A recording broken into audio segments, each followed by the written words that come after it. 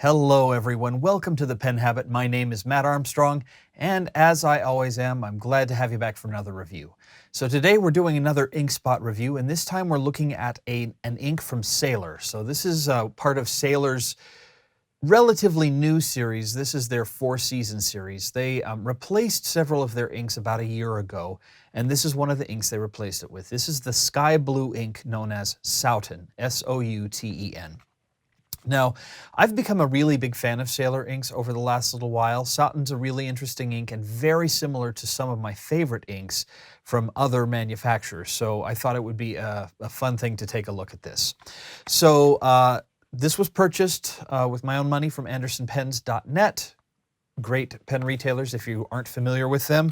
Comes in this nice little box here, and you can see it's got the, kind of the nifty little design.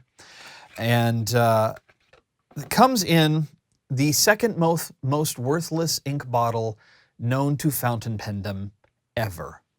I hate this bottle. Not as much as I hate the J or BAM bottles, which I hate, but I hate this bottle. It's squat, it's flat, it's very difficult to fill from, and it's hard to tell. I'll open this up and see if you can tell from the inside. But there's this little plastic cone-shaped thing on the inside of the bottle. It's supposed to allow you to turn the bottle upside down and then turn it right side up again. The cone will fill with ink, and then you can use it to fill your pen. That's great so long as you have a number 5 size nib or smaller. If you've got a number 6 size nib or a number 8 size nib, any big nib, chances are you're not going to be able to fill from it. So one of the first things I do on almost every bottle of Sailor ink in these stupid, miserable little bottles is pull the plastic cone out, throw it away, and just ink the bottle, ink as best I can from the bottle by kind of tilting it sideways and holding the pen, and don't like these bottles. A note to ink manufacturers out there: for the love of all that is good and holy, please, tall bottles, fairly wide openings. It doesn't have to be super tall, but tall enough for like a Pelican M1000 or a Mont Blanc 149 to fit in there and fill properly. I love bottles. I like Iroshizuku's bottles. I love the Caran d'Ache bottles. Even the Noodler's bottles are more functional than this. So, that being said, most people don't buy ink for the bottles. I do, but I'm a little odd in that sense. You buy ink for the ink, and despite the fact that this bottle is miserable, the ink is really quite spectacular. So I'm going to go ahead and write it out, the name of the ink, with a few different pens, and then I'll go through the wider tests that I've already done and kind of show you how it performs. So to start off with, we have Fine, and this is a Jinhao 599.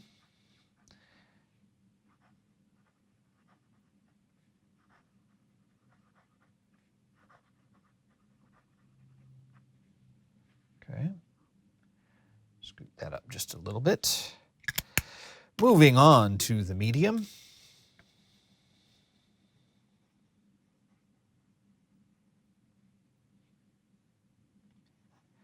A Lamy Vista.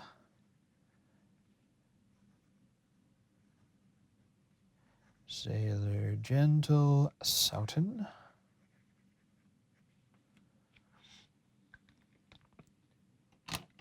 Then we are moving on to a broad nib.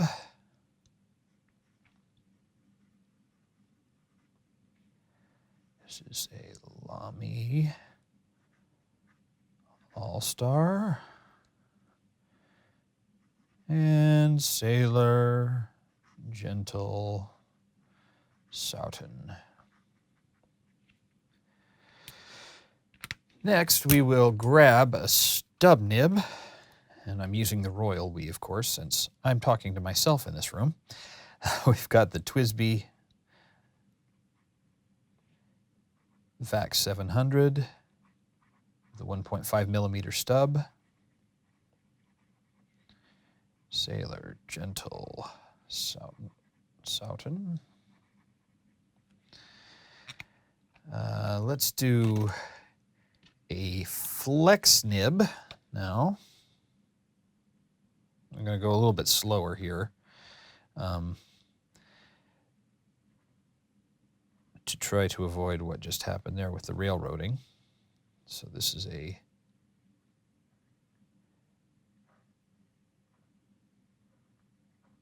pilot. Oh, there we go.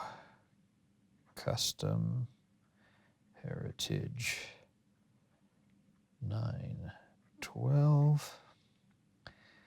And this is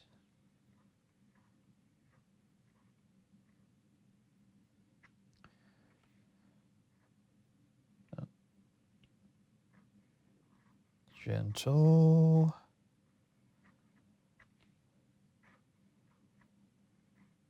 Souten. And I apologize, it's so sloppy. I'm writing at a weird angle here at the table, so that has a little bit to do with it. You'll notice I had a little bit of a hard starty thing. That's more with this pen than it is with the ink. I have that a lot with this pen when I'm doing flex writing because the feed on the Custom Heritage 912 sometimes has a hard time keeping up. And I will say that the Sailor inks, they're nicely lubricated, moderate wet flow or moderate ink flow, but they're not super wet and they're not super viscous. So sometimes they have a hard time keeping that surface tension as the tines flex a little bit. But, you know, give it a second or a couple of minor taps and the ink starts flowing right through again. And then here is a Pilot Parallels.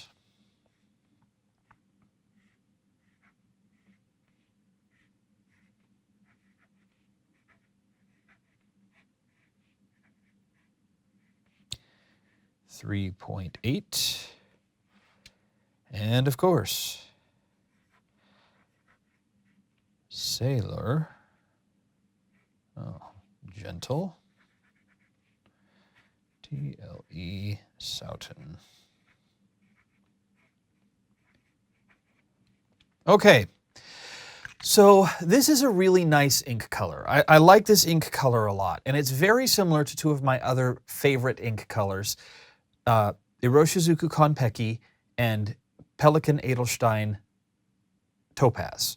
They're all kind of an azure sky blue, not quite as light as sky blue, but I'm calling it sky blue for lack of a better term. And because Sailor's previous ink that is also very similar to this, in the old Sailor Jentle series that they discontinued was their Sky High ink, which looks almost identical to this. It's a really nice ink, exceptionally well behaved, good dry times on most papers, and it's probably hard to see because of the lighting that I've got. I've got kind of omnidirectional lighting in here, so it's hard to see, but I'll put up a couple of photos where you can see this ink has a pretty wicked red sheen to it when it pools. So if you like sheen, this is an ink that has a really nice sheen to it. So as is the standard for my ink reviews, I did a review on 3 different kinds of paper. So to start off with, let's take a look here at the Rhodia dot pad. So this is an 80 GSM Rhodia dot pad. You can see there's a fair bit of good shading here. And again, you probably can't see it in this video, but I'll take a look at the photos. There's some really nice sheening going on. It can look a little bit washed out, especially when it's a bit drier. I tend to like it more when it's in a wet pen, personally, but it's got very, very good shading here. Okay dry times on Rhodia, nothing spectacular. In 20 seconds, that's a little better than average for inks on Rhodia paper. Rhodia doesn't dry particularly quickly. You can see there is a little bit of more shading here. It is more water resistant, although I certainly wouldn't use that term to describe it, than I was expecting. So here's a water drip test, water rub test, bleach, and it actually withstood the bleach a little bit and it withstood ammonia as well. So you'll get some color loss, but you'll still have a pretty good legible mark left over. At least that's been my experience with this ink up to this point. In terms of stats, we've got no bleed, Really nice color, although I could use just a touch more saturation there. No feathering, good flow, good lubrication. Again, like I said, a little on the unsaturated side, but because it shades, I don't know why I put 6 there. I'd probably call this a 7, or maybe even an 8. It actually shades pretty well. Good sheen and pretty good on the show through. You can see there's basically not a lot of show through here with this overhead lighting. So that is the Rhodia dot pad. I use a Rhodia paper most of the day, every day, and I've been using this ink for a while, and it works out really quite nicely. Now let's move on to Tomoe River, or Tomato River, as I hear some people lovingly refer to it. As you would expect, and you can see it a little bit better here, there's the sheening on Tomoe River is going to be much higher than it would be on just regular paper or Rhodia paper, because this paper just doesn't absorb it. So you can see some sheening here. It also, I like this color just a touch more on this cream colored background than I do on white, but it's just really minor. Longer than average dry times on Tomoe River. Again, that's fairly standard. Slightly better shading, I think. So no bleed, good color, no feathering, good. The flow felt a little less wet. I have 8 on the Rhodia. It felt a little less wet, but almost not enough to be noticeable. Good lubrication. Again, it's not terribly saturated, but it comes across as just maybe a touch more. Good shading, very good sheen, and show through is actually not great. It's hard to see in this picture here, but it shows through a little bit more. Again, show through on this paper is never spectacular because it's really thin paper. It's only 52 GSM. Now, one thing that I find really interesting and that I actually like a lot is the way this ink performs on inexpensive paper. So this is Staples 75 GSM copy paper, just run-of-the-mill kind of standard stuff. And you'll see here, I didn't do the full write-up, but even on the 3.8 and the Flex, the feathering is just minor. There's almost no feathering at all. So this, to me, is an ink that just doesn't feather a whole lot, which if you have to use inexpensive paper, that's good. And its mild water resistance, if you're into that thing, is also kind of helpful in that respect. Now, I do get a little bit of bleed through, but if you'll notice, the first bleed through I get is on the 1.5 millimeter. Bold, or the broad, medium, and fine, I get nothing. And even on the 1.5, I'm only getting a couple little specks, obviously Flex. But then I go down and again, only a couple little specks on the 3.8 millimeter stub. So I think I'm getting the bleed through on this mainly because the tines actually cut the paper a little bit and make it easier for the ink to seep through.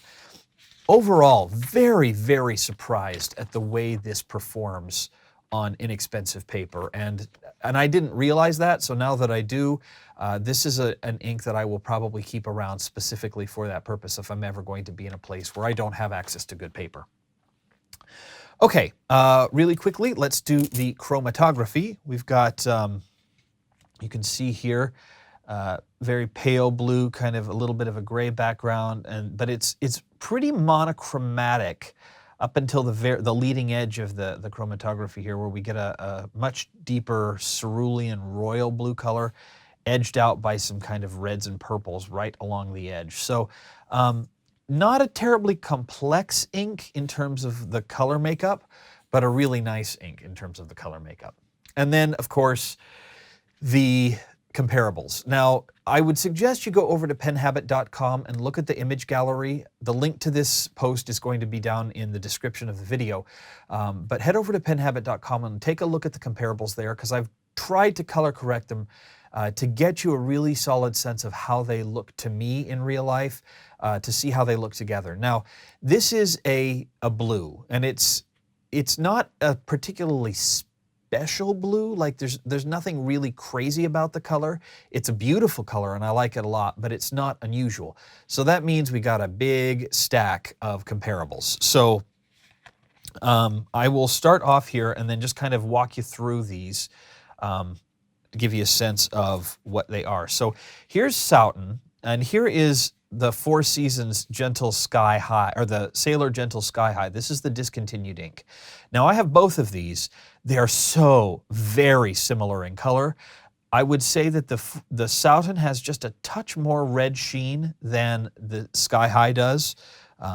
Here is Delta Blue. I'm going to reposition these just a bit so you can see these. Delta, just the standard Delta Blue.